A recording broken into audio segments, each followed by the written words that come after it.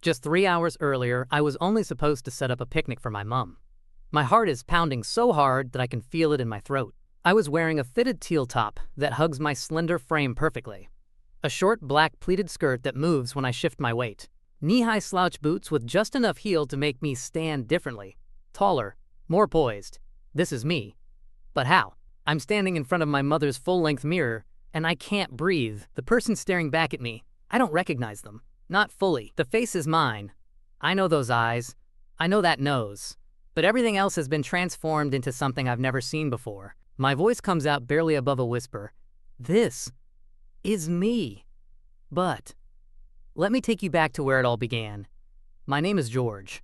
I'm 16 years old, and I've always been the kind of kid people notice for the wrong reasons. Not because I'm loud or athletic or popular. No, people notice me because I'm delicate. That's the word they use. Delicate features. Soft face.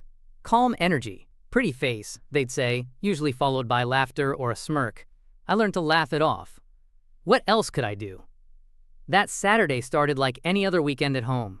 Mom, Mrs. Beatrice to everyone else, but just Mom to me, was hosting a small picnic in our backyard. Nothing fancy. Just her and her best friend from high school, Mrs. Anderson. They'd been friends for decades, and every few months Mrs. Anderson would come over for one of these little get-togethers. Tea, sandwiches, gossip, laughter. The usual. Mom had roped me into helping with setup.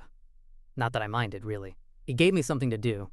And honestly, Mom's picnics were kind of nice. She'd make these elaborate spreads, finger sandwiches cut into triangles, scones with jam and cream, little pastries she'd spent all morning baking. So there I was, carrying trays of food from the kitchen to the garden, arranging cushions on the wicker chairs, making sure the tablecloth lay flat and wrinkle-free.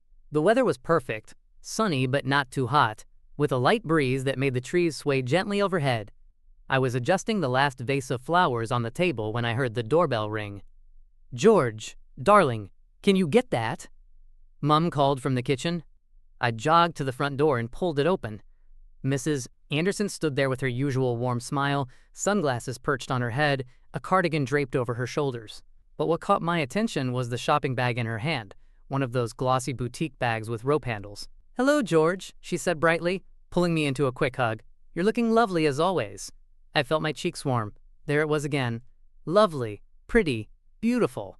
Words people always used for me that made me feel complicated. "Hi, Mrs. Anderson," I said, stepping aside to let her in. "Mom's in the kitchen." She breezed past me with that shopping bag swinging at her side, and I found myself staring at it. I had no idea that bag would change my entire life. Mrs. Anderson settled into one of the garden chairs while Mom brought out the tea. I was in the kitchen, arranging more snacks on a platter, when I heard Mrs. Anderson's voice drift through the open window. "Oh, Beatrice, before I forget, I need to return this." I glanced outside and saw her lifting something from the shopping bag. Clothing. I tried to focus on the sandwiches I was arranging, but curiosity got the better of me. I edged closer to the window, pretending to wipe down the counter while I listened. "I bought this for my daughter," Mrs. Anderson was saying, "but it doesn't fit her at all. Too small. I thought it would be perfect, but you know how sizing can be." "Let me see," Mom said, leaning forward with interest. Mrs. Anderson pulled out the pieces one by one, laying them across the table. First, a fitted long-sleeve teal top. The fabric caught the sunlight, shimmering slightly, some kind of soft jersey material that looked like it would hug the body perfectly. Then came a short black pleated skirt. It had a bold belt attached, giving it structure and style. The kind of skirt that would swish when you walked, I thought absently. Finally, she produced a pair of knee-high slouch boots in soft black leather, with slim heels that weren't too high but definitely weren't flat either. Even from where I stood, I could tell it was a gorgeous outfit. Stylish, modern, effortlessly cool. "Oh, that's beautiful," Mom said, running her fingers over the teal fabric. "Such a shame it doesn't fit." Mrs. Anderson tilted her head, a playful smile creeping across her face. She glanced toward the kitchen window, directly at me. I quickly looked down at my sandwich platter, heart suddenly racing for no reason I could explain. "You know," Mrs. Anderson said slowly, her voice taking on that teasing tone she always used when she was about to say something outrageous. "This would fit George. If only he were a girl." My face flushed hot. Mom laughed, a bright surprise sound. "Oh, stop it. Though, you're probably right. He's so slender." I picked up the platter and carried it outside, trying to act like I hadn't been eavesdropping. "Here's more food," I said, setting it down on the table. Both women looked at me with these knowing smiles. and I felt like I'd walked into a trap. "George," Mrs. Anderson said sweetly, "we were just saying how this outfit would probably fit you perfectly." I glanced at the clothes on the table, then back at her. Okay. "Would you try it on?" she asked, her eyes sparkling with mischief. My brain stuttered. "What? No, I mean, why would I?" Mom laughed again. "She's just teasing you, darling," but I could see Mrs. Anderson wasn't entirely joking. There was something in her expression. Curiosity, maybe. Like she actually wanted to see if I would. I tried to laugh it off, shaking my head. "I mean, if only I would get paid for something like that." The words came out as a joke. A deflection. But Mrs. Anderson's eyes widened. She sat up straighter, her smile growing. "Then $100. Let's see." The world seemed to stop. $100. That wasn't a joke. That was real money. Money I actually needed. I'd been saving up for months to buy a new laptop for school. My old one was dying, glitching every time I tried to open more than 2 tabs. $100 would get me halfway there. But wear a dress? Makeup? In front of my mom and Mrs. Anderson? I looked at Mom, expecting her to shut this down, to tell Mrs. Anderson she was being ridiculous. Instead, Mom was watching me with this curious expression, her lips pressed together like she was trying not to smile. "Well, George," Mrs. Anderson said, pulling her wallet from her purse. "What do you say?" My mouth went dry. $100. For what? Putting on some clothes for a few minutes? Taking a picture? It wasn't like anyone else would see. I swallowed hard. "Okay," I heard myself say. "Sure, why not?" Mrs. Good Anderson clapped her hands together, delighted. "Oh, this is going to be wonderful." Mum was grinning now too, standing up from her chair. "If we're going to do this, let's do it properly." "Properly?" I echoed, suddenly nervous. "A full makeover," Mrs. Anderson said, as if it were obvious. "We can't just have you throw on the clothes. You need hair, makeup, the whole experience." My stomach flipped. "Wait, I thought I was just—" "George," Mom said gently, placing a hand on my shoulder. "If you're going to do this, you might as well have fun with it. Besides, it'll make the outfit look much better." I wanted to protest. This was escalating way beyond what I'd agreed to. But then Mrs. Anderson pulled out her wallet and very deliberately counted out 5 crisp $20 bills, placing them on the table in front of me. $100. Right there. I looked at the money. Then at the clothes. Then at the 2 women watching me with excited, encouraging smiles. And somewhere deep inside me, beneath the nervousness and embarrassment, something else stirred. A spark. A tiny flame of, what? Curiosity? Excitement? I couldn't name it yet. "Okay," I said quietly. "Let's do it." Mrs. Anderson let out a little squeal of joy and immediately started gathering up the outfit. "I'll get everything ready. Beatrice, do you have makeup?" "Of course," Mom said, already heading toward the house. "I have a whole kit upstairs." I stood there in the garden, watching them bustle around, and felt like I'd just agreed to jump off a cliff. What was I doing? A few minutes later, I was sitting in Mom's bedroom on the chair she usually used for getting ready. The afternoon sun streamed through the window, casting everything in warm golden light. Mrs. Anderson had laid the outfit carefully on the bed. The teal top, the black skirt, the boots. They looked so real, like they were waiting for me. Mom returned with a large makeup case, the kind with multiple trays that fold out, revealing rows and rows of brushes, palettes, compacts, and tubes I couldn't even name. "Wow," I said, staring at it. "That's a lot of makeup." "Only the best for our model," Mrs. Anderson said, pulling the chair closer to the window for better light. "Now sit still. Let's begin." I sat down, my heart hammering. Mrs. Bally Anderson opened the makeup case with a soft click, and suddenly this felt very, very real. She picked up a brush, a large, soft one, and dipped it into something that looked like pressed powder. "Close your eyes," she said gently. I did, and the moment that brush touched my face, everything changed. The brush was cool against my skin. Soft. It glided across my forehead, down my nose, over my cheeks in long, sweeping strokes. I'd never felt anything like it before. It was soothing, almost meditative. The gentle pressure, the whisper-soft bristles, the careful attention to every angle of my face. Mrs. Anderson worked in silence for a while, and I kept my eyes closed, letting myself sink into the sensation. "Foundation," she murmured, more to herself than to me. "Just to even out your skin tone. You already have beautiful skin, George. This is just going to make it glow." Another brush. This one's smaller, denser. It patted and blended, covering every inch of my face with something smooth and slightly cool. I could hear Mum moving around the room, probably watching, maybe smiling. I didn't open my eyes to check.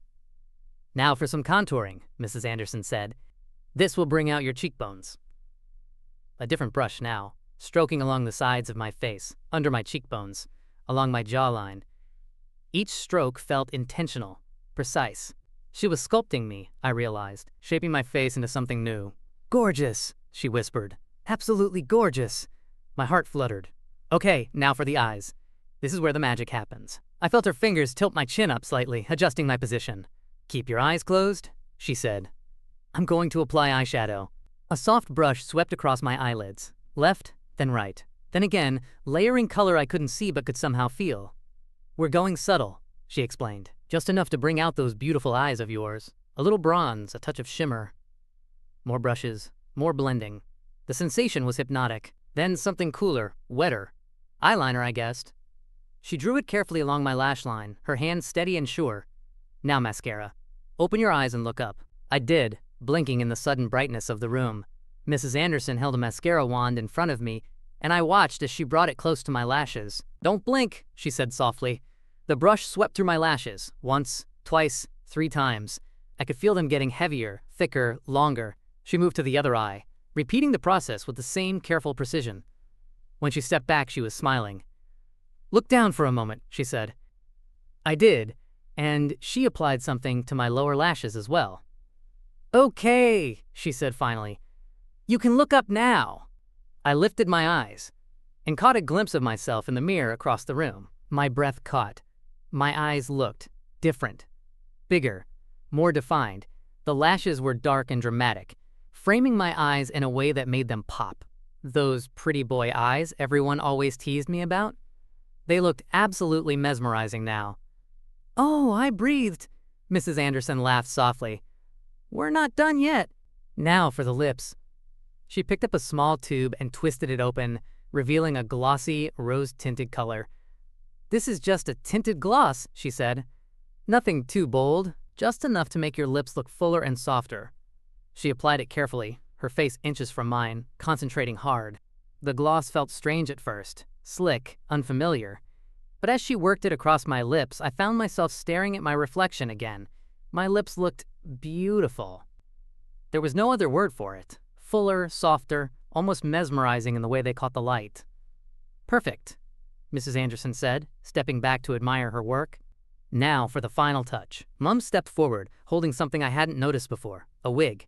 It was soft and shoulder length, with gentle waves that caught the light beautifully. A natural brown color, close to my own hair but longer, more feminine. "Ready?" Mum asked, her eyes bright with excitement. I nodded, not trusting my voice. She placed the wig carefully on my head, adjusting it, tucking my real hair underneath, smoothing down the edges until it looked natural. And then she stepped back. The hair fell around my face in soft waves, framing my newly made-up features perfectly. I stared at myself in the mirror. The person looking back at me wasn't the George I'd seen that morning. This was someone else. Someone with glowing skin and striking eyes and beautiful lips and soft feminine hair. Someone confident. Someone real. I felt a jolt run through me, like something clicking into place, like a puzzle piece I didn't know was missing, suddenly fitting perfectly into the picture. This wasn't a joke. This wasn't humiliation. This was possibility. A side of myself I didn't know I needed. A side of myself that felt right in a way I couldn't explain. Mrs. Anderson was watching me carefully. "How do you feel?" she asked quietly. I couldn't answer. My throat was tight with emotion I didn't understand. Mum touched my shoulder gently. "George?" I swallowed hard. I look beautiful," Mrs. Anderson finished for me. "You look beautiful." And the strange thing was, I believed her. Mum lifted the outfit from the bed, holding it up with a smile. "Ready to put it on?" she asked. My heart thundered in my chest. I nodded. Mum and Mrs. Anderson stepped out to give me privacy, closing the door behind them. I stood alone in the bedroom, staring at the clothes laid out on the bed. The teal top, the black skirt, the boots. They looked so delicate, so feminine, so not me, except maybe they were. I picked up the teal top first, holding it up to the light. The fabric was soft, with just a hint of stretch. Long sleeves, a slight scoop neck, fitted through the body. I took a deep breath and pulled off my t-shirt. For a moment, I stood there in just my jeans, staring at my reflection. My made-up face looked surreal with my regular clothes, like two different people trying to exist in the same body. I pulled the teal top over my head. It slid down smoothly, hugging my slender frame in a way my usual baggy shirts never did. The fabric felt cool against my skin, soft and comfortable. I adjusted it, smoothing down the front, and looked at myself in the mirror. Oh! The top fit perfectly. It accentuated my slim waist, my narrow shoulders. It made me look elegant, put together. Next came the skirt. I picked it up carefully, finding the zipper on the side. I stepped into it and pulled it up over my hips, fastening the button and pulling the zipper closed. The skirt settled just above my knees. Short, but not too short. The pleats gave it movement, structure. The belt cinched at my waist, creating a silhouette I'd never had before. I turned slightly, and the skirt swished. That small movement, that little swish of fabric, sent a thrill through me. It felt freeing, light, elegant. I sat down on the edge of the bed to put on the boots. They were trickier than I expected. The slouch design meant they were loose around the calf but fitted around the foot and ankle. I had to work my foot in carefully, then pull the zipper up along the inside. The first boot went on smoothly. I zipped it up and stood, testing my weight on the small heel. It felt strange, different. I had to stand differently, balance differently, but not bad. Not bad at all. I put on the second boot, zipped it up, and stood again. Now I was taller, more poised. The boots forced me to hold myself differently, straighter, more confident. I took a tentative step toward the mirror, then another. The skirt moved with me. The boots clicked softly against the floor. The top hugged my body perfectly. Every piece of clothing felt like unlocking a new layer of myself. I stopped in front of the full-length mirror, and I saw her. Not George, not the boy everyone teased. Someone new, someone confident, elegant, beautiful. Someone who felt right. A flutter of warmth rose from somewhere deep inside me, a sense of connection, comfort, identity. This was me. Not the me I showed to the world, but the me I'd kept hidden without even knowing it. I heard a soft knock at the door. "George?" Mom called. "Can we come in?" My voice came out barely above a whisper. "Yeah." The door opened. Mrs. Anderson stepped in first, and her hand flew to her mouth. Mom followed, and she stopped dead in her tracks. They both stared at me in complete silence. My heart pounded. Were they disappointed? Horrified? Laughing at me? But then Mrs. Anderson spoke, her voice soft and full of wonder. "Oh my God," she breathed. "George, you look absolutely beautiful." Mom's eyes were shining. Were those tears? "Sweetheart," she said softly, you look stunning." Something broke loose inside me. All the nervousness, all the fear, all the confusion, it melted away. Because they weren't laughing. They weren't mocking. They were seeing me, really seeing me. And they thought I was beautiful. I looked back at the mirror, at the person standing there in the teal top and black skirt and knee-high boots, with glowing skin and mesmerizing eyes and soft waves of hair. And for the first time in my life, I felt seen. "Come on," Mrs. Anderson said, her voice full of warmth. "Let's go outside. You need to walk in those boots." I followed them out of the bedroom, down the stairs and through the house toward the back garden. Each step felt both foreign and natural. The boots made soft clicking sounds on the hardwood floor. The skirt swished gently with every movement. I was hyper-aware of every sensation, the way the fabric felt against my legs, the slight shift of the wig, the gloss on my lips. We stepped out into the garden, and the afternoon sun hit me like a spotlight. The picnic table was still set up, the food mostly untouched. Everything looked exactly as it had an hour ago. But I was completely different. "Walk around," Mom encouraged, gesturing to the garden path. "Get used to the boots." I took a few careful steps across the grass. The heels sank slightly into the soft ground, making me wobble a bit. Mrs. Anderson laughed. Not unkindly, just amused. "Try the patio," she suggested. "Harder surface." I moved to the stone patio and tried again. Better, smoother. I took longer steps, letting myself get used to the feeling of the heels, the way they changed my posture and gait. "You're a natural," Mom called out, clapping. I couldn't help but smile. Something about this moment, the warm sun, the gentle breeze, the encouraging voices, made me feel safe. Like I could be whoever I wanted to be without judgment. I walked a little faster, letting the skirt swing more. I even did a little turn, feeling the pleats fan out slightly. Mrs. Anderson whistled. "Look at you go."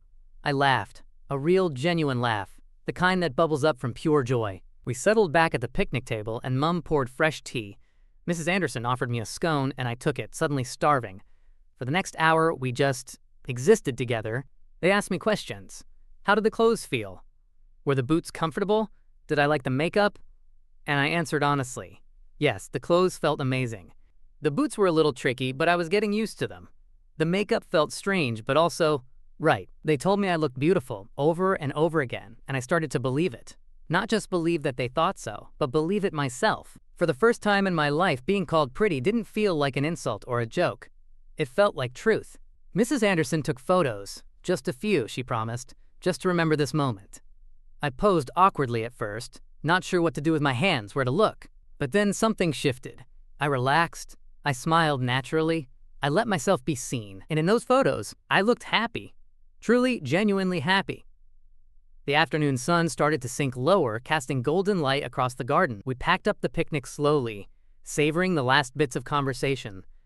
The last moments of this strange, beautiful afternoon. I didn't want it to end. This feeling, this warmth, this comfort, this sense of being completely myself, I wanted to hold on to it forever. Mrs. Anderson walked back inside to gather her things, and I started folding up the tablecloth. Mom came up beside me, putting her arm around my shoulders. "You okay?" she asked softly. I nodded, not trusting myself to speak. She squeezed me gently. "You know, if you ever want to do this again, we can. Anytime." My throat tightened with emotion. "Really? Really?" she said, smiling. "You looked so happy today, George. I've never seen you so... You?" I blinked back tears.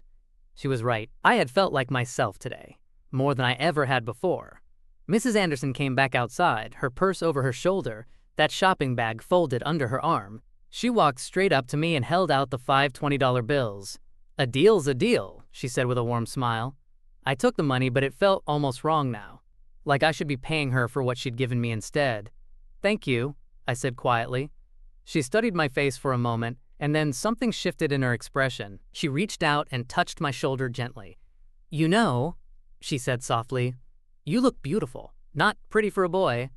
Not surprisingly good, just beautiful." I felt tears prick at the corners of my eyes. "Thank you," I whispered.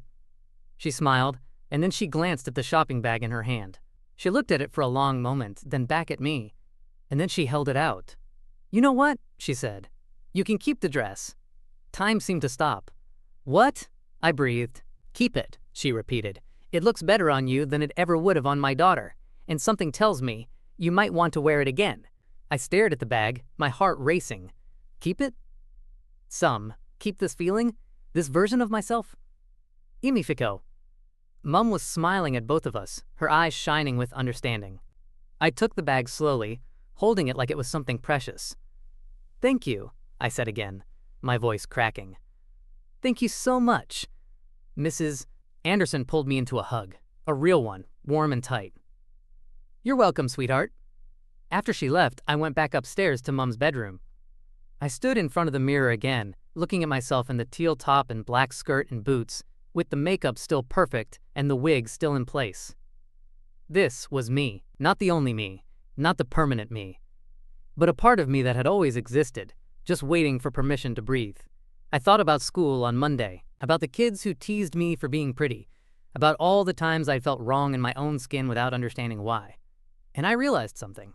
That day didn't just give me $100. It didn't just give me an outfit or a makeover or a fun afternoon. It introduced me to the part of myself I didn't know existed.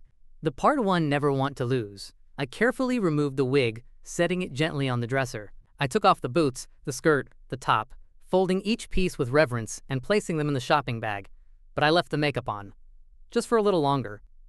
I wanted to hold on to this feeling, this truth, this version of myself that finally felt right. Downstairs, I heard Mum humming in the kitchen. I looked at my reflection one more time, the glowing skin, the mesmerizing eyes, the beautiful lips, and I smiled. "This is just the beginning," I whispered to the girl in the mirror. Because it was. That picnic changed everything. It gave me permission to explore, to question, to discover who I really was beneath all the expectations and teasing and confusion. It gave me the courage to be myself, whoever that turned out to be. And as I walked downstairs to help Mum with dinner, still wearing the remnants of that transformation on my face, I felt lighter than I ever had before. Free. Seen. Real. That day was the beginning of everything, and I couldn't wait to see where it would lead. The end. The Gender Diary exists to light that path with shared stories. Whether you found connection in this narrative, you're on your own journey of gender exploration, or you're here seeking understanding, your subscription fuels our mission. Every subscriber empowers us to keep illuminating these authentic experiences for our community. Kindly drop a comment below. Your voice adds to the tapestry of experiences that makes this space meaningful. Until our next story unfolds.